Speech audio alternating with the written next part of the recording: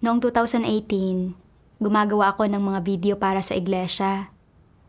Dahil mabilis akong humusay sa aking mga profesional na kasanayan at madalas kong tinutulungan ang mga kapatid na malutas ang ilang mga problema at kahirapan, ang lahat ay may magandang impresyon sa akin. At ipinagkatiwala sa akin ng mga leader ang ilang mahahalagang gawain. Ang pagtanggap ng pagkilala ng mga leader at mataas na paggalang ng mga kapatid ay nagbigay sa akin ng isang malakas na pakiramdam ng tagumpay at nagdagdag sa aking sigasig. Kahit na hindi ako ang leader ng pangkat, agad-agad kong tinutukoy at sinusuri ang mga problema sa aming gawain. Palagi kong ginagawa ang makakaya ko upang tapusin ang mga gampaning itinalaga ng mga leader at ng mga leader ng pangkat. Kaya naramdaman kong may bahagyang pasanin ako sa aking tungkulin at medyo masunurin ako. Lalo na nang makita ko ang mga kapatid sa paligid ko na nagiging negatibo at nagpapabaya sa kanilang mga tungkulin dahil hindi sila nasisihan sa mga trabahong itinalaga ng iglesia.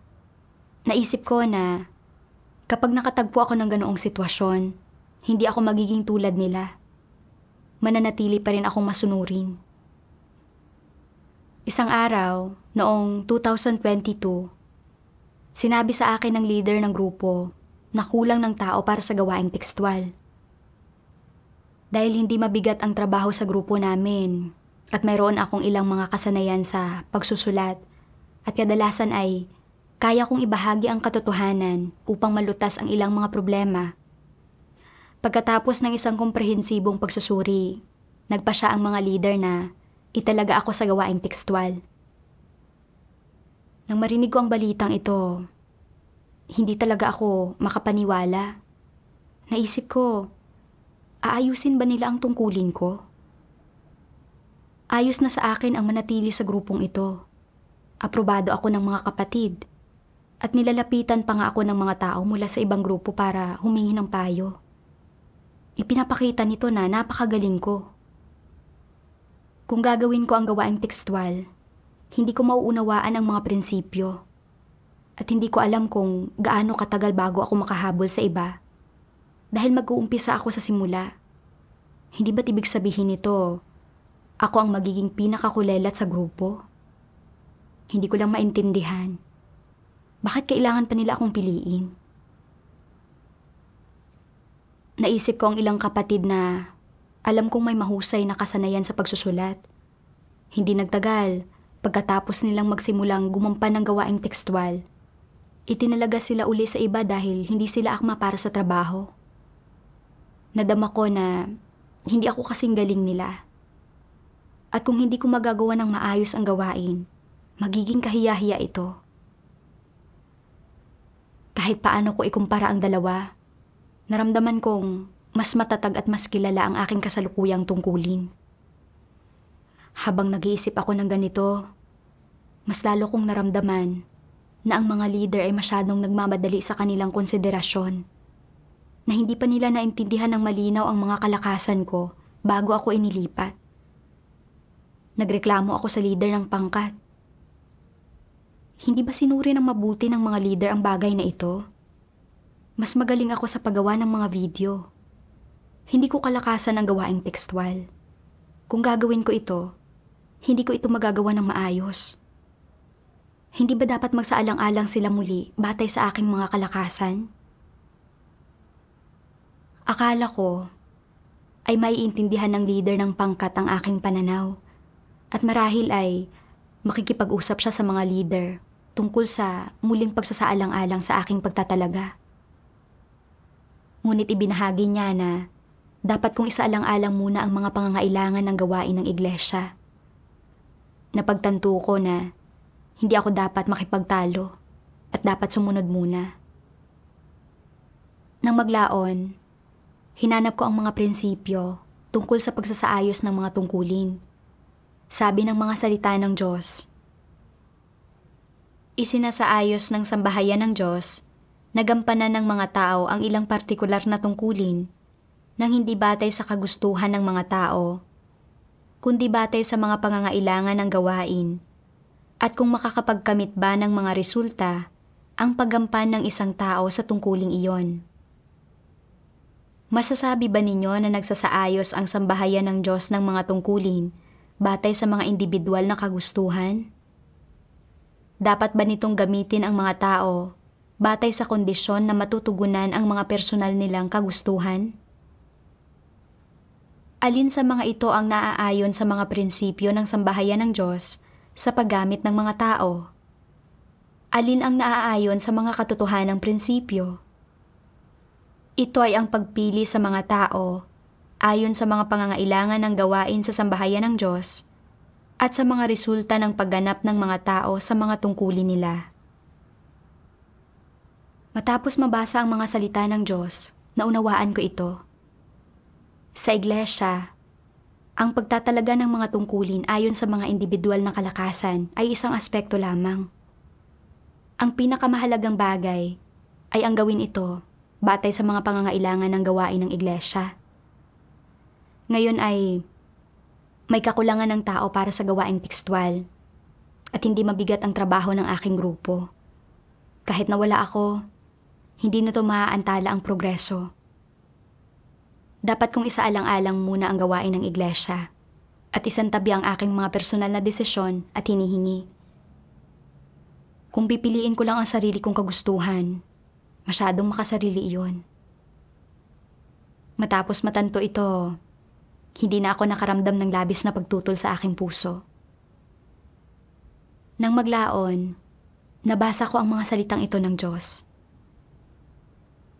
Kung nananampalataya sa Diyos ang isang tao, ngunit hindi nakikinig sa kanyang mga salita, hindi tinatanggap ang katotohanan, o hindi nagpapasakop sa kanyang mga pagsasaayos at pamamatnugot, kung nagpapakita lamang siya ng ilang mabubuting pag-uugali, ngunit hindi magawang maghimagsik laban sa laman, at walang inaalis sa kanyang pride o mga interes, kung, bagamat, mukha siyang gumagampan sa kanyang tungkulin, nabubuhay pa rin siya sa kanyang mga satanikong disposisyon at hinding-hindi pa niya binibitawan o binabago ang kanyang mga satanikong pilosopiya at pamamaraan ng pag-iral. Kung gayon, posible ba silang manampalataya sa Diyos? Gaano man karaming taon na silang nanampalataya, hindi pa sila nakapagtatag ng normal na relasyon sa Diyos. Ano man ang kanilang gawin o ano man ang mangyari sa kanila, ang unang bagay na iniisip nila ay, ano ba ang gusto kong gawin? Ano ba ang para sa kapakanan ko at ano ang hindi? Ano ang maaaring mangyari kung gagawin ko ang mga bagay-bagay? Ito ang mga bagay na una nilang isinasaalang-alang. Wala man lang silang pagsasaalang-alang sa kung anong pagsasagawa ang magbibigay kaluwalhatian sa Diyos at magpapatotoo sa Kanya o makatutugon sa mga layunin ng Diyos, ni hindi sila nananalangin upang mahanap kung ano ang mga hinihingi ng Diyos at kung ano ang sinasabi ng Kanyang mga salita. Kailanman ay hindi nila binibigyang pansin kung ano ang mga layunin o hinihingi ng Diyos at kung paano dapat magsagawa ang mga tao upang mabigyang kasiyahan ang Diyos. Bagamat nananalangin sila sa Diyos kung minsan at nakikipagbahaginan sa Kanya, kinakausap lamang nila ang kanilang sarili, hindi taos-pusong hinahanap ang katotohanan. Kapag nananalangin sila sa Diyos at binabasa ang Kanyang mga salita, hindi nila iniuugnay ang mga ito sa mga bagay na nakakaharap nila sa totoong buhay. Kaya, sa kapaligirang isinaayos ng Diyos, paano nila tinatrato ang Kanyang kataas-taasang kapangyarihan, mga pagsasaayos at pamamatnugot? Kapag nahaharap sa mga bagay na hindi nagbibigay kasiyahan sa kanilang mga sariling pagnanasa, iniiwasan nila ang mga ito at nilalabanan sa kanilang mga puso. Kapag nahaharap sa mga bagay na nagdudulot ng kawalan sa kanilang mga interes o pumipigil sa pagsasakatuparan ng kanilang mga interes, ginagawa nila ang lahat ng paraan upang makahanap ng daan palabas. Nagsusumikap na mapalaki ang kanilang sariling mga pakinabang at lumalaban upang maiwasan ang anumang pagkalugi. Hindi sila naghahangad na matugunan ang mga layunin ng Diyos, bagkus ang kanilang sariling mga pagnanais lamang. Ito ba ay pananampalataya sa Diyos? Ang mga ganitong tao ba ay may relasyon sa Diyos? Wala.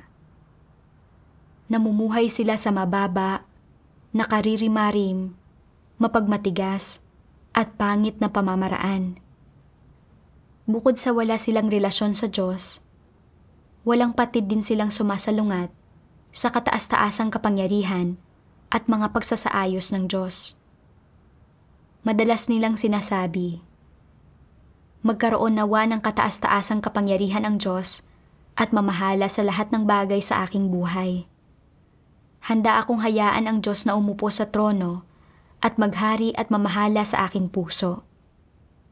Handa akong magpasakop sa mga pagsasaayos at pamamatnugot ng Diyos. Gayunpaman, kapag ang mga bagay na kinakaharap nila ay nakakapinsala sa kanilang mga sariling interes, hindi sila makapagpasakop. Sa halip na hangarin ang katotohanan sa kapaligirang isinaayos ng Diyos, hinahangad nilang mag-iba ng direksyon at tumakas mula sa kapaligirang iyon. Ayaw nilang magpasakop sa mga pagsasaayos at pamamatnugot ng Diyos. Sa halip ay ginagawa nila ang mga bagay-bagay ayon sa kanilang sariling kagustuhan, huwag lang mapinsala ang kanilang mga interes. Ganap nilang binabaliwala ang mga layunin ng Diyos. Iniintindi lang ang kanilang sariling mga interes, mga kalagayan, at ang kanilang lagay ng kalooban at damdamin. Ito ba ay pananampalataya sa Diyos? Mula sa mga salita ng Diyos, nakita ko na kapag ang mga taos-pusong nananampalataya sa Diyos ay nakatagpo ng mga bagay na hindi naaayon sa mga kuro-kuro nila o ang kanilang interes ay nagkaroon ng mga kawalan, aktibo nilang hahanapin ang katotohanan upang malutas ang kanilang katiwalian. Maghahanap ng mga sagot sa mga salita ng Diyos at maghihintay para sa kaliwanagan at patnubay ng Diyos. Ang mga hindi naghahanap ng katotohanan at hindi makatwiran ay magtutuon lamang sa mga tao o mga sitwasyon kapag nakatagpo sila ng mga bagay na hindi naaayon sa kanilang mga kuro-kuro at maaaring magreklamo pa sila sa Diyos at tumangging magpasakop sa mga pamamatnugot at pagsasaayos ng Diyos. Habang iniuugnay ito sa aking sarili, sa tuwing naiisip ko na hindi ako pahahalagahan ng iba kapag gumawa ako ng gawaing tekstwal at mabubunyag ako bilang walang silbi, sinubukan kong pangatwiranan ng aking sarili at magdahilan. Itinatago ang aking kakulangan ng mga kasanayan. Sadyang binibigyang diin ang aking mga kahinaan. Umaasa na makukuha ko ang simpatsya at mauunawaan ako ng leader ng pangkat para manatili ako sa grupong iyon at mapanatili ang aking katayuan.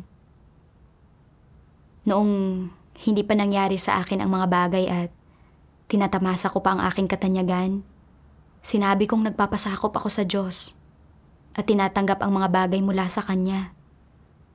Gayunpaman, kapag nahaharap sa mga bagay na hindi naaayon sa aking mga kuro-kuro o nagdulot ng kawalan sa aking mga personal na interes, nakipagtalo ako at lumaban.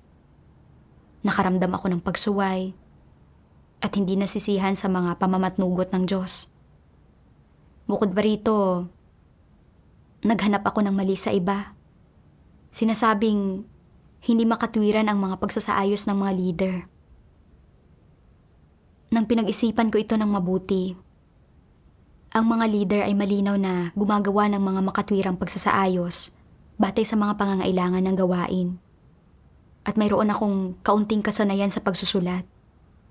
Hindi naman ako sobrang walang kasanayan. Ngunit dahil pakiramdam ko ang pagsasaayos na ito ay magdudulot ng pinsala sa aking reputasyon at katayuan, nagreklamo ako at lumaban. Tunay na hindi ako makatwiran. Kaya nanalangin ako sa Diyos. Handang tanggapin ito mula sa Kanya at magpasakop at ibigay ang aking makakaya upang gampanan ang gawaing tekstwal. Matapos ang pagsasaayos ng aking tungkulin, Nakita ko na karamihan sa mga kapatid doon ay may mas mahusay na kasanayan sa pagsusulat kaysa sa akin. Ang ilan ay mga dating leader at ang ilan ay maraming taon nang gumagampan ng gawaing tekstwal. Mayroon silang mahusay na pagkaunawa sa mga prinsipyo at tinalakay nila ang mga isyu at ipinahayag ang kanilang mga pananaw ng malinaw at may kaunawaan. Medyo nainggit ako. Hindi ko namalayan, medyo nadismaya ako. Iniisip na kakasimula ko pa lamang at sobrang napag-iwanan na nila ako. Napaisip ako, kailan ko kaya maaabot ang antas nila? Pero hindi naman ako masyadong pinanghinaan ng loob. Dahil alam kong medyo kulang ako sa mga prinsipyo, propesyon at iba pang aspekto. Gumugol ako ng panahon para maging pamilyar ako sa mga prinsipyo at humingi ng patnubay at natuto sa mga kapatid kapag may hindi ako naiintindihan. Ngunit dahil bago ako sa tungkuling ito, wala akong anumang magandang pananaw kapag tinatalakay ang mga isyu sa mga kapatid. Paminsan-minsan, kapag nagsasabi ako ng ilang mga pananaw, hindi naaangkop ang mga ito at medyo napahiya ako. Sa ganitong pagkakataon, habang mas nagtatrabaho ako, mas malala ang kinalalabasan ko. Hindi ako pinahahalagahan ng mga tao. Nag-aalala ako na baka isipin ng mga kapatid na napakahina ng kakayahan ko at hindi ako karapat-dapat na linangin. Nang makita kong gaano kahalaga at kahirap ang gawaing ito, lalo akong nag-alala na hindi maganda ang magagawa ko at isa sa ayos ako. Magiging lubhang nakakahiya yun. Mula noon, palaging hati ang isip ko kapag ginagawa ko ang aking tungkulin. Nakatitig ako sa screen ng computer, walang laman ang isip ko. Wala akong interes at motibasyon na matutuhan ang propesyon. Mayroong hindi nawawala at hindi maipaliwanag na kalungkutan sa aking puso. Minsan, iniisip ko pa kung kailan maaaring magbago ang isip ng mga leader at pabalikin ako. Iniisip na ito ay mas mabuti kaysa sa mabunyag na walang silbi at hindi napapansin dito. Kalaunan, tinukoy ng sister na nagtuturo sa akin sa propesyon ang ilang isyu ng prinsipyo sa aking mga tungkulin. Nang suriin niya ang mga ito, itinuro niya pa ang mga problema at paglihis na ito sa grupo. Nakaramdam ako ng sobrang pagkapahiya. Nang hindi ko namamalayan, sumagi sa isip ko ang mga alaala noong gumagawa ako ng mga video. Noon, tanyag ako. Pumupunta sa akin ang mga taong may mga tanong at kadalasang ako ang nakakapagturo ng mga pagkakamali ng iba. Ngayon, gayunpaman, ako ay naging isang negatibong halimbawa at patuloy na itinuturo ang aking mga pagkakamali. Ito ay tunay na dalawang sukdulan. Dahil sa kaibahang ito, lalo akong naging negatibo. Naisip ko pang sabihin sa mga leader na hindi ko kayang gawain ito at gusto kong bumalik sa paggawa ng mga video. Pero natatakot akong sabihin ng iba na hindi ako masunurin. Kaya may pag-aalangang ginawa ko ang aking mga tungkulin. Isang araw, bigla kong naalala ang mga salita ng Diyos na nagsasabing, kung hindi mo lulutasin sa oras ang mga problema, kapag nangyayari ang mga ito, sa sandaling maipon ang mga problemang ito sa loob mo at tumala, at hindi na sapat ang iyong sigasig o kapasyahan para suportahan ka sa pagganap ng iyong mga tungkulin, masasadlak ka sa pagganegatibo. Maging hanggang sa puntong malamang ay iiwanan mo ang Diyos at tiyak na hindi ka makapaninindigan. Napagtanto ko na ang hindi paglutas sa negatibong kalagayang ito ay lubhang mapanganib. Bagamat sa panlabas ay ginagawa ko ang aking tungkulin, wala rito ang aking puso. Madalas kong gunitain iyong mga panahon na pinapahalagahan at pinupuri ako ng iba at hindi ko ibinigay ang aking pinakamainam na pagsisikap. Napagtanto ko na ang problemang ito ay kailangang lutasin At hindi ko kayang ipagpatuloy ang pabasta-bastang paggawa at lukuhin ang sarili ko ng ganito. Nang maglaon, habang nagdinilay-nilay, nabasa ko ang mga salita ng Diyos. Huwag hayaan ang sino man na isipin na ang kanyang sarili ay perpekto, bantog, marangal, o namumukod sa iba pa. Ang lahat ng ito ay dulot ng mapagmataas na disposisyon at kamangmangan ng tao. Ang palaging pag-iisip na katangi-tangi ang sarili, ito ay sanhi ng isang mapagmataas na disposisyon.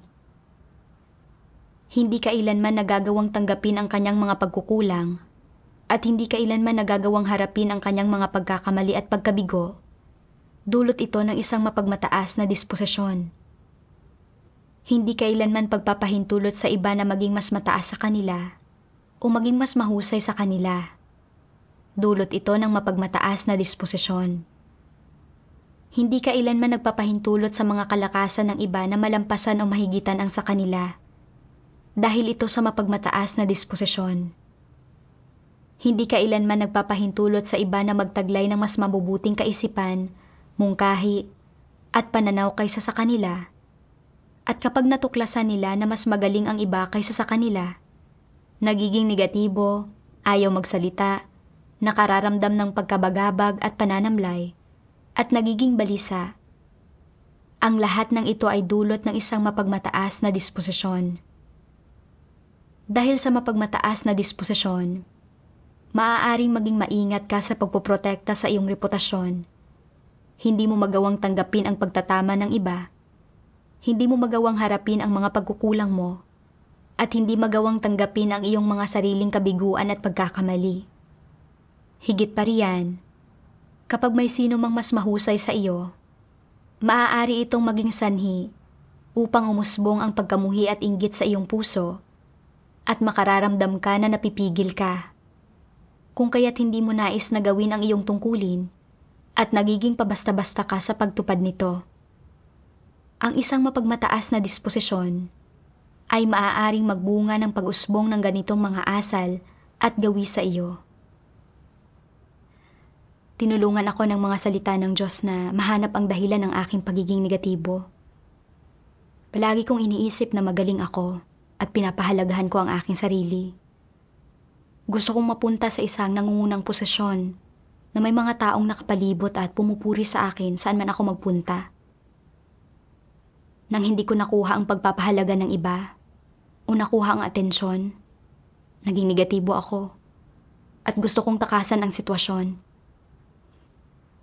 Ang lahat ng ito ay dahil sa aking masyadong mayabang na kalikasan. Nagsisimula pa lang akong magsanay sa paggawa ng gawaing tekstwal. At napakaraming bagay na hindi ko nauunawaan o hindi ko alam kung paano gawin. Walang prinsipyong matututuhan sa pamamagitan lamang ng pakikinig o pagbabasa nito ng ilang beses. Nangangailangan ito ng panahon ng praktikal na pag-aaral. Sa panahong ito, hindi maiiwasan ang mga pagkakamali at kabiguan. Ang mga taong talagang may katwiran ay makakaharap ng tama sa mga bagay na ito. Ngunit wala akong kamalayan sa sarili. Saan man ako magpunta, gusto kong ipakita na espesyal ako. Malinaw na nagsisimula pa lang ako. Ngunit sabik akong makamit ang isang bagay para ipakita ang aking mga kakayahan, para makita ng mga kapatid ko na mataas ang kakayahan ko. Kapag hindi ako makagawa ng maayos, kulang, o hindi ako nakakakuha ng atensyon, nagiging negatibo ako at nawawalan ng gana. Nawawalan ng motibasyon na matutuhan ang propesyon. Naisipan ko pang ang talikuran ng aking tungkulin at umalis. Napagtanto ko na mayabang talaga ako at inakala kong bigatin ako. Ang paghihirap na dinanas ko ay ginawa ko sa sarili ko. Naisip ko, bakit mataas ang motibasyon ko kapag gumagawa ng mga video dati? Pero ngayong gawaing tekstwal ang ginagawa ko, bakit kahit kailan ay hindi ako makaipon ng anumang sigasig? Nang maglaon, may nabasa akong isang sipi ng mga salita ng Diyos at nagkaroon ako ng kaunting kaunawaan sa aking kalagayan. Sabi ng mga salita ng Diyos, kung mayroong pusong nagmamahal sa katotohanan ang mga tao, magkakaroon sila ng lakas na hangarin ang katotohanan at makapagsusumikap isagawa ang katotohanan. Matatalikuran nila ang dapat na talikuran at mabibitiwan ang dapat na bitiwan.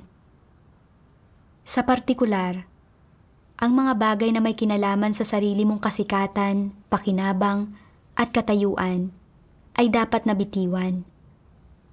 Kung hindi mo bibitiwan ang mga ito, nangangahulugan ito na hindi mo minamahal ang katotohanan at wala kang lakas para hangarin ang katotohanan.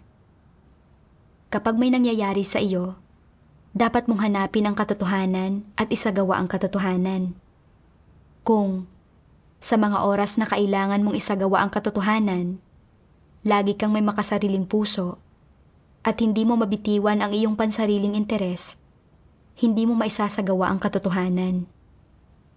Kung hindi mo kailanman hinanap o isinagawa ang katotohanan sa alinmang sitwasyon, hindi ka isang tao na nagmamahal sa katotohanan. Kahit gaano karaming taon ka nang nananalig sa Diyos, hindi mo makakamit ang katotohanan.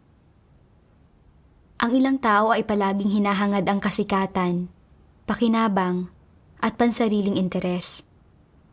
Anumang gawain ang isinasaayos ng iglesia para sa kanila, lagi silang nag-iisip ng mabuti.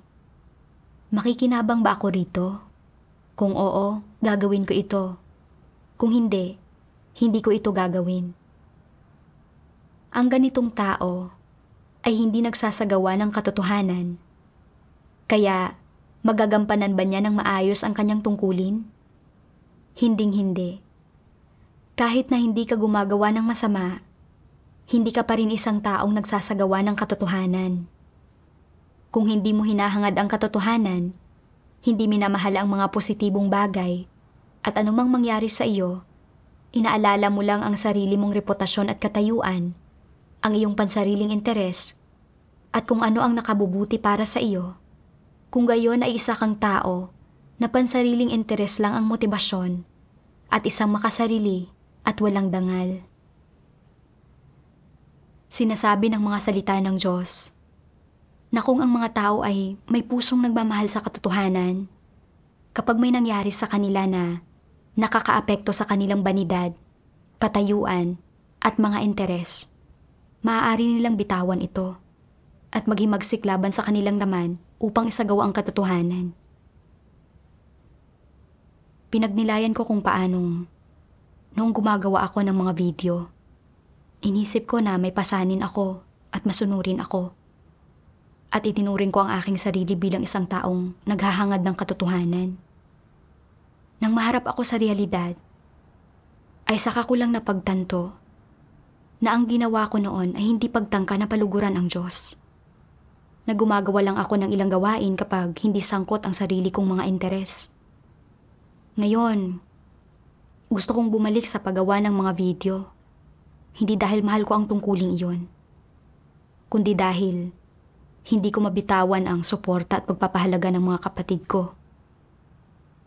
Bagamat, sa panlabas, wala akong titulo bilang leader ng pangkat, may magandang impresyon sa akin ang mga kapatid ko sa kanilang mga puso. Sa tuwing malulutas ko ang isang problema o makakagawa ako ng mabuti, tinatanggap ko ang kanilang pagpapahalaga at papuri na labis kong ikinatuwa. Sa makatuwid, gaano man kalaki ang ibinayad ko o gaano man ako nagdusa, wala akong reklamo.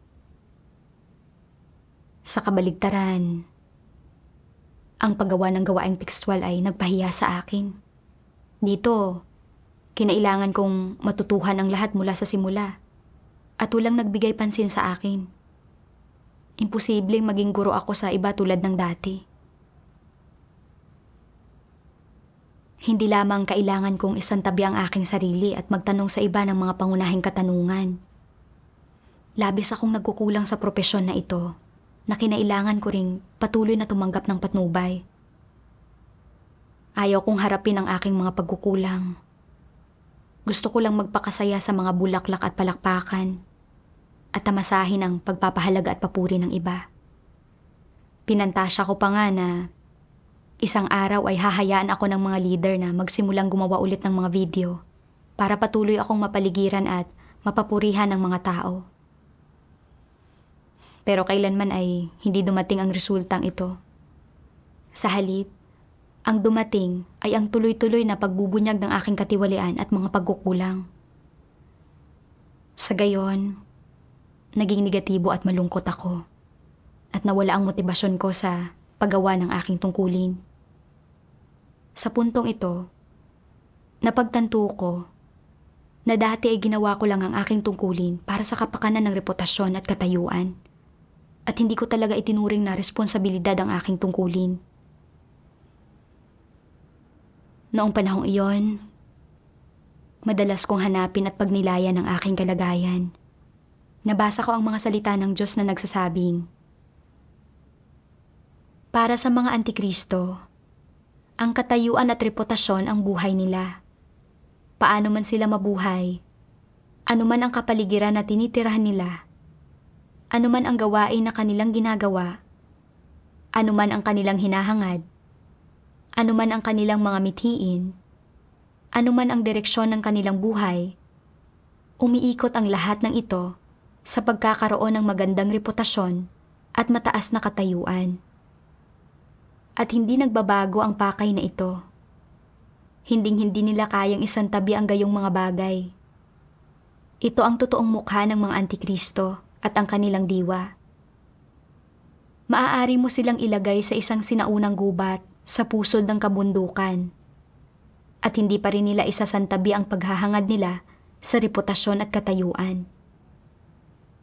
Maaari mo silang ilagay sa gitna ng anumang grupo ng mga tao at ang pawang maiisip nila ay reputasyon at katayuan pa rin. Kahit na naniniwala rin sa Diyos ang mga antikristo, itinuturing nila ang paghahangad sa reputasyon at katayuan bilang katumbas ng pananalig sa Diyos at binibigyan ang mga ito ng pantay na pagpapahalaga. Ibig sabihin, habang tinatahak nila ang landas ng pananalig sa Diyos, hinahangad din nila ang kanilang sariling reputasyon at katayuan. Masasabi na sa puso ng mga antikristo, naniniwala sila na ang paghahangad ng katotohanan sa kanilang pananalig sa Diyos ay ang paghahangad ng reputasyon at katayuan. Ang paghahangad sa reputasyon at katayuan ay ang paghahangad din sa katotohanan. At ang magkamit ng reputasyon at katayuan ay ang magkamit ng katotohanan at buhay. Kung nararamdaman nila na wala silang reputasyon, pakinabang o katayuan, na walang humahanga sa kanila o nagpapahalaga sa kanila o sumusunod sa kanila, sobrang bigong-bigo sila. Naniniwala silang wala nang saysay pang maniwala sa Diyos, wala na itong kabuluhan, at sinasabi nila sa kanilang sarili na, bigo ba ang gayong pananalig sa Diyos? Wala na ba itong pag-asa? Madalas na tinitimbang nila ang gayong mga bagay sa kanilang puso. Pinag-iisipan nila kung paano sila magkakapwesto sa sambahayan ng Diyos, kung paano sila maaaring magkaroon ng mataas na reputasyon sa iglesia, nang sa gayon ay makinig ang mga tao kapag nagsasalita sila, at suportahan sila kapag kumikilos sila, at sumunod sa kanila saan man sila magpunta. Nang sa gayon, ay sila ang may huling salita sa iglesia, at ang may kasikatan, pakinabang, at katayuan. Talagang pinagtutuunan nila ang gayong mga bagay sa puso nila. Ang mga ito ang hinahangad ng gayong mga tao. Bakit palagi silang nag-iisip ng ganoong mga bagay? Matapos basahin ang mga salita ng Diyos, matapos marinig ang mga sermon, hindi ba talaga nila nauunawaan ang lahat ng ito? Hindi ba talaga nila nagagawang makilatis ang lahat ng ito? Talaga bang hindi na bago ng mga salita ng Diyos at ng katotohanan ang kanilang mga kuro-kuro, ideya at opinyon? Hindi talaga iyon ang kaso. Ang problema ay nasa kanila. Ito ay lubos na dahil Hindi nila minamahal ang katotohanan dahil sa puso nila, tutol sila sa katotohanan. At bilang resulta, lubos nilang hindi tinatanggap ang katotohanan na natutukoy ng kanilang kalikasang diwa. Isiniwalat ng mga salita ng Diyos na ang mga antikristo ay partikular na nagmamahal sa reputasyon at katayuan. Nananampalataya sila sa Diyos, tinatalikuran ang mga bagay, at ginugugol ang kanilang sarili, lahat para sa reputasyon at katayuan. Kapag nawala na ang kanilang katayuan, para na rin kinuha ang kanilang buhay. Nawawalan sila ng interes at motibasyon sa lahat ng bagay. Sa pagninilay sa sarili kong pag-uugali, napagtanto ko na ako ay tulad ng isang antikristo. Nagdanasa ng paghanga at pagsamba mula sa iba. At itinuturing pa ang paghahangad ng reputasyon at katayuan bilang isang positibong bagay. Sa loob ng maraming taon, hinahabol ko ito. Sa bahay, madalas sabihin sa akin ng aking ama na mamukod-tangi ka sa lahat at magdala ka ng parangal sa mga ninuno. At ang pagiging matagumpay na tao, ang tanging paraan para magkaroon ng magandang kinabukasan. Sa paaralan, itinuro sa akin ng mga guro ang ideya na nagsusumikap ang tao na umangat, dumadaloy ang tubig pababa. Ang mga bagay na ito ay patuloy na nakintal sa aking isipan, na nagdulot sa akin na mas mahalin pa ang reputasyon at katayuan, at maging handang magtiis ng anumang paghihirap para rito. Sa mga taon ng aking pag-aaral, upang makakuha ng matataas na marka at makuha ang papuri at paghanga ng mga guro at kaklase, umiinom ako ng kape para makapagpuyat sa paggawa ng mga takdang aralin at pumapasok pa rin sa mga klase kahit na may sakit. Sa nakalipas na ilang taon sa iglesia, habang gumagawa ng mga video, sa pandabas ay tiniis ko ang paghihirap at binayaran ko ang halaga. Natuto ng mga kasanayan at gumawa ng mas maraming trabaho. Lahat ay may layon na makuha ang paghanga ng iba. Noong binago ang aking tungkulin at hindi na ako nakakatanggap ng paghanga mula sa iba, at ibinunyag pa ang aking sariling mga pagkukulang at kakulangan dahil sa mga pagkakamali, nasiraan ako ng loob. Hindi nauunawaan at naghihinanakit sa pangyayaring inayos ng Diyos. At nawala ng motibasyon sa paggawa ng aking tungkulin. Nakita ko na nabubuhay ako para sa reputasyon at katayuan. Patuloy na iniisip kong paano makukuha ang paghanga ng iba. Ang hinangad ko ay ganap na salungat sa hinihingi ng Diyos. Naisip ko ang mga salita ng Diyos na nagsasabing, wala nang higit pang kinapupuutan ang Diyos, kundi kapag naghahangad ang mga tao ng katayuan. Pero nagmamatigas ka pa ring nakikipagkumpetensya para sa katayuan. Walang sawa mo itong iniingatan at pinoprotektahan. At laging sinusubukang makuha ito para sa iyong sarili. At sa kalikasan, hindi ba't ang lahat ng ito ay pagkontra sa Diyos? Bagamat hindi ko pa nagagawa ang pagkuha ng loob ng mga tao, pagtatatag ng aking sarili, o paglikha ng isang nagsasariling kaharian para sa katayuan tulad ng isang antikristo, at hindi pa nakagawa ng anumang halatang masasamang gawa, mali ang aking mga layunin at pananaw sa paghahangad. Patuloy kong ninais na magkaroon ng lugar sa puso ng mga tao. Ang pagpapatuloy sa landas na ito ay mapanganib at kasuklam-suklam sa Diyos. Nang napagtanto ko ito, lubos akong nagpasalamat sa proteksyon ng Diyos. Sa pamamagitan ng pagsasaayos na ito sa aking mga tungkulin, naudyokan akong pagnilayan ang maling landas na aking tinatahak at bumalik sa dati. Ito ang pagliligtas ng Diyos para sa akin. Kahit na hindi na ako nagkaroon ng pagkakataon na mamukod-tangi at makakuha ng atensyon, nakapagpasakop ako ng taos-puso. Nakaramdam din ako ng panghihinayang sa pag-aaksaya ng maraming oras sa nakalipas na ilang taon. Kung binigyan ko ng parehong pagsisikap ang paghahangad ng katotohanan at pagkilala sa aking sarili, sa halip na ang paghahanap ng katayuan, magiging mas makatwiran ako at mas masunurin sa Diyos at hindi mapanghimagsik at tiwaligaya ko ngayon. Upang matugunan ang mga isyong ito, nagbasa ako ng 2 pang sipi ng mga salita ng Diyos. Sabi ng makapangyarihang Diyos, kung nais mong ialay ang iyong buong pagkamatapat sa lahat ng bagay para matugunan ang mga layunin ng Diyos, hindi mo iyon magagawa sa pamamagitan lamang ng pagganap ng isang tungkulin. Kailangan mong tanggapin ang anumang atas na ibinibigay ng Diyos sa iyo. Tumutugon man ito o hindi sa iyong panlasa o sa iyong mga interes, o isang bagay man ito na hindi nakakasiya sa iyo, na hindi mo pa nagawa dati, o isang bagay na mahirap gawin, dapat mo pa rin itong tanggapin at magpasakop ka rito. Hindi mo lamang dapat tanggapin ito, kundi kailangan mo ring aktibong makipagtulungan at matuto tungkol dito habang dumaranas ka at pumapasok. Kahit pa ikaw ay nahihirapan, napapagod, napapahiya, o ibinubukod, kailangan mo pa ring ibigay ang iyong buong pagkamatapat. Sa pagsasagawa lamang sa ganitong paraan mo maibibigay ang iyong buong pagkamatapat sa lahat ng bagay at matutugunan ang mga layunin ng Diyos.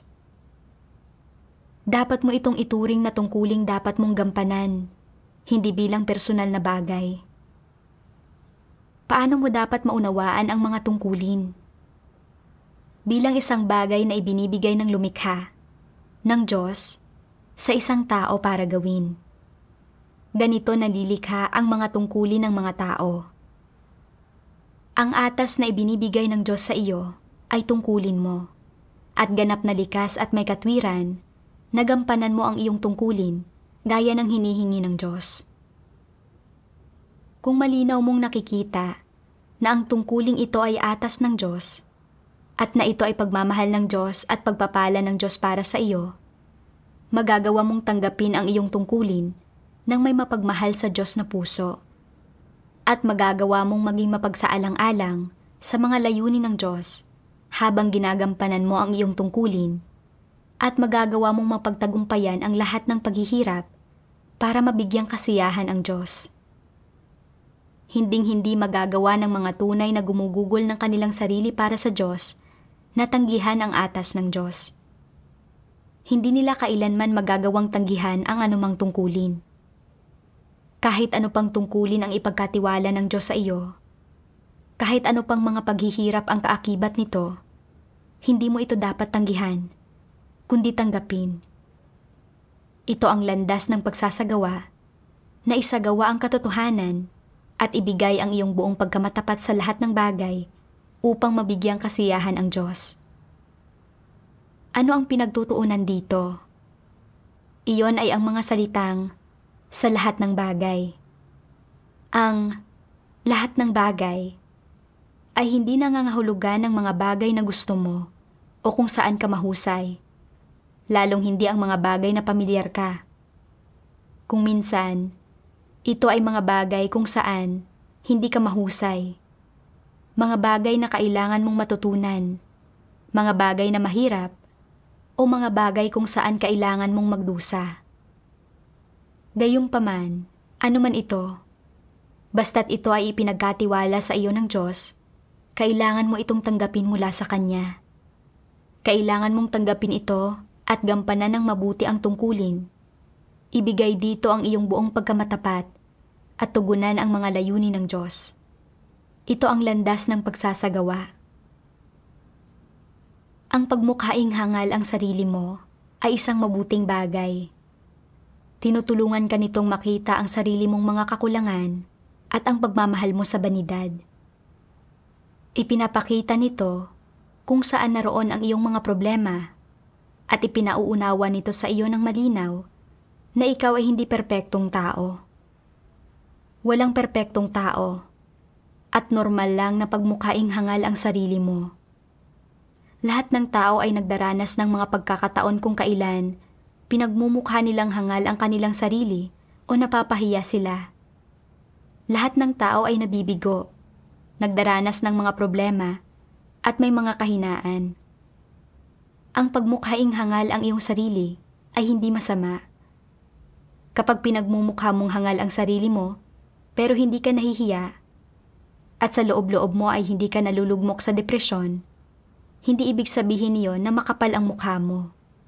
Ang ibig sabihin nito ay wala ka nang pakialam kung ang pagpapamukha mong hangal sa sarili mo ay makakaapekto sa iyong reputasyon at nangangahulugan na wala na sa isip mo ang iyong banidad.